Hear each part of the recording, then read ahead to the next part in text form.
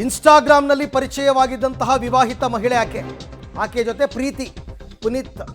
ಪುನೀತ್ ಜೊತೆಗಿನ ಪರಿಚಯ, ಬಳಿಕ ಅದು ಪ್ರೇಮಾಂಕುರವಾಗುತ್ತೆ. ಬೆಳಗ್ಗೆ ಎಲ್ಲ ಮೈಸೂರು, ಮಂಡ್ಯ ಅಂತ ಎಲ್ಲ ಕಡೆ ಕಾರಲ್ಲಿ ಸುತ್ತಾಡಿದ್ದಾರೆ. ಕಳೆದ ಭಾನುವಾರ ಮೈಸೂರಿಗೆ ಒಟ್ಟಿಗೆ ಕಾರ್ನಲ್ಲಿ ತೆರಳಿದ್ರು. ಆಮೇಲೆ KR ಪೇಟೆಯ ಕತ್ತರಘಟ್ಟ ಅರಣ್ಯ ಪ್ರದೇಶದಲ್ಲಿ ಏನೋ ಜಗಳ ಆಯ್ತಂತೆ ಅವರಿಬ್ಬರ ನಡುವೆ. ಸಂಜೆ ಪ್ರಿಯತಮೆ ಮೈಲಿದ್ದ ಚಿನ್ನಾಭರಣವನ್ನು ಕದ್ದು ಅವನು ಆಕೆಯನ್ನು ಕೊಂದಿದ್ದಾನೆ. ಬಳಿಕ ತನ್ನ ಜಮೀನಿನಲ್ಲಿ ಪ್ರಿಯತಮೆ ಶವವನ್ನು ಬಚ್ಚಿಟ್ಟಿದ್ದ ಪುನೀತ್. ಆದರೆ ಆಕೆಯ ಮೊಬೈಲ್ಗೆ ಒಂದು ಕಾಲ್ ಬಂತಲ್ಲ, ಆ ಕಾಲ್ನಿಂದ ಪುನೀತ್ ಲಾಕ್ ಆಗಿದ್ದಾನೆ. ಕಿಕ್ಕೇರಿ ಪೊಲೀಸ್ ಠಾಣೆಯಲ್ಲಿ ಪ್ರಕರಣ ಕೂಡ ದಾಖಲಾಗಿದೆ ಅಂತಕ್ಕಂಥ ಮಾಹಿತಿ ಸದ್ಯಕ್ಕೆ ಈಗ ಲಭ್ಯವಾಗ್ತಾ ಇರ್ತಕ್ಕಂಥದ್ದು. ಅವನು ಲಾಕ್ ಆಗಿದ್ದಾನೆ. ಬಟ್ ಇದರ ಹಿನ್ನೆಲೆ ಏನು ಅಂತ ಇನ್ನೊಂದಷ್ಟು ಮಾಹಿತಿ ಇವಾಗ ಕಲೆ ಹಾಕಬೇಕು. ಈ ಬಗ್ಗೆ ಮತ್ತಷ್ಟು ಮಾಹಿತಿ ನನ್ನ ಕೊಲೀಗ ರೋಹಿತ್ ಅವರಿಂದ ಪಡ್ಕೊಳ್ಳೋಣ. ರೋಹಿತ್, ಈಗ ಈ ಕೊಲೆಯ ಡೀಟೇಲ್ಸ್ ಏನು ಹೇಳುತ್ತೆ ಅಂದರೆ, ಪ್ರಾಥಮಿಕ ತನಿಖೆಯ ವಿಚಾರಗಳು ಏನು ಹೇಳುತ್ತೆ? ಯಾವ ಕಾರಣಕ್ಕೆ ಕೊಲೆ ಆಗಿರಬಹುದು, ಅವನೇ ಮಾಡಿದ್ದಾನೆ ಅಂತಕ್ಕಂಥದ್ದು ಕನ್ಫರ್ಮ್ ಆಗಿದೆಯಾ ಅಂತ? ಅರವಿಂದ್, ಹಾಸನ ಮೂಲದ ಪ್ರೀತಿ ಮತ್ತೆ KR ಪೇಟೆ ತಾಲೂಕಿನ ಕರೋಟಿ ಗ್ರಾಮದ ಪುನೀತ್ ಇವರಿಬ್ಬರ ನಡುವೆ ಕಳೆದ 10 ದಿನಗಳಿಂದಲೂ ಕೂಡ ಇನ್ಸ್ಟಾಗ್ರಾಮ್ನಲ್ಲಿ ಇವರಿಬ್ಬರು ಫ್ರೆಂಡ್ಸ್ ಆಗ್ತಾರೆ. ಅದಾದ ನಂತರವಾಗಿ ಇವರಿಬ್ಬರ ನಡುವೆ ಕೂಡ ಸಲಿಗೆ ಬೆಳೆಯುವಂಥದ್ದು. ಇದಾದ ನಂತರವಾಗಿ ಏನು ಪ್ರೀತಿ ಕೂಡ ವಿವಾಹಿತ ಆಗಿರ್ತಾಳೆ, ಜೊತೆಗೆ 2 ಮಕ್ಕಳ ತಾಯಿ ಕೂಡ ಈಕೆ ಆಗಿರುವಂಥದ್ದು.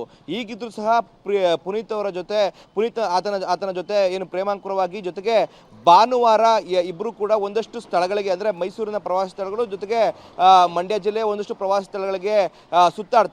ಇದಾದ ನಂತರವಾಗಿ ಕತ್ತರಘಟ್ಟ ಅರಣ್ಯ ಪ್ರದೇಶದ ವ್ಯಾಪ್ತಿಯಲ್ಲಿ ಹೋದಂಥ ಸಂದರ್ಭದಲ್ಲಿ ಇಬ್ಬರ ನಡುವೆ ಒಂದಷ್ಟು ಗಲಾಟೆ ಆಗಿದೆ ಅಂತ ಹೇಳಲಾಗ್ತಾ ಇರುವಂಥದ್ದು. ಯಾವ ಕಾರಣಕ್ಕೆ ಗಲಾಟೆ ಆಗಿದೆ ಅಂತೇಳಿ ಕೂಡ ಇದುವರೆಗೂ ತಿಳಿದು ಬಂದಿಲ್ಲ.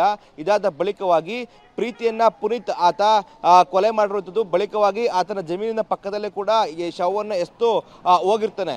ಇದಾದ ನಂತರವಾಗಿ ಪ್ರೀತಿ ಮೊಬೈಲನ್ನು ಕೂಡ ಈತ ತೆಗೆದುಕೊಂಡು ಹೋಗಿರ್ತಾನೆ.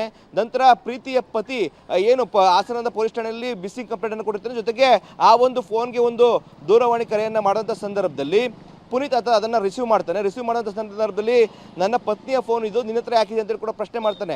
ಅದಾದ ಸಂದರ್ಭದಲ್ಲಿ ಪುನೀತ್ ಹೇಳುವಂಥದ್ದು, ಎಲ್ಲೋ ಒಂದು ಕಡೆ ಬಿದ್ದಿತ್ತು, ನನ್ನ ನಿಟ್ಟಿನಲ್ಲಿ ನಾನು ಇದನ್ನು ಎತ್ಕೊಂಡಿದ್ದೀನಿ, ನಿಮಗೆ ತಲುಪಿಸ್ತೀನಿ ಅನ್ನೋ ನಿಟ್ಟಿನಲ್ಲಿ ಕೂಡ ಹೇಳ್ತಾನೆ. ಇದಾದ ನಂತರವಾಗಿ ಪ್ರೀತಿಯ ಗಂಡನಿಗೆ ಸ್ವತಃ ಪುನೀತೆ ಆ ಮೊಬೈಲನ್ನು ಕೊಡುವಂಥದ್ದು.